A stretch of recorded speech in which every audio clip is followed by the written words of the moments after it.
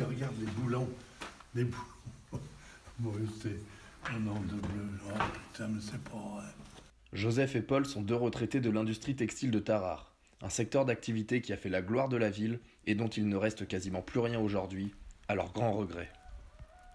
Et Dieu merci, ils ont conservé la cheminée qui est ici, et c'est une des plus belles qui existait aussi. Enfin, tout était beau ici.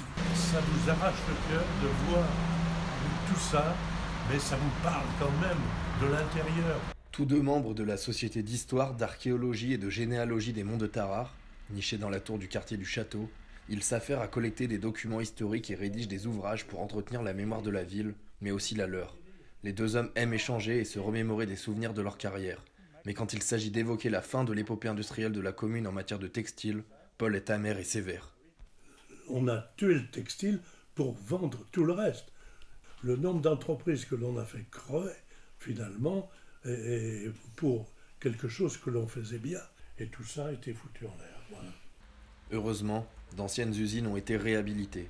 Les teintureries, à l'entrée est de la ville, accueillent plusieurs entreprises dont le Ninkasi. La société est arrivée pour y fabriquer sa bière en 2012, profitant de la pureté de l'eau de la Turdine qui jouxte le lieu, comme d'autres avant elle. La Turdine a rendu service pour nettoyer le tissu, pour le teindre, mais également l'impression, on rejetait des coloris. Mais je me souviens, à une époque, quand on voyait la Turdine, elle changeait de couleur. Ah ben on disait, bah tiens, ils sont en train de faire ce coloris. 3 usines textiles existent encore à Tarare. Parmi elles, les teintureries de la Turdine, l'une des plus anciennes de la ville. L'usine est connue pour avoir été le premier ennoblisseur de tissus indépendants en France. Elle est parvenue à se maintenir en vie malgré l'essor de la concurrence étrangère, notamment chinoise, s'appuyant sur des savoir-faire précieux, gage de qualité de ses produits.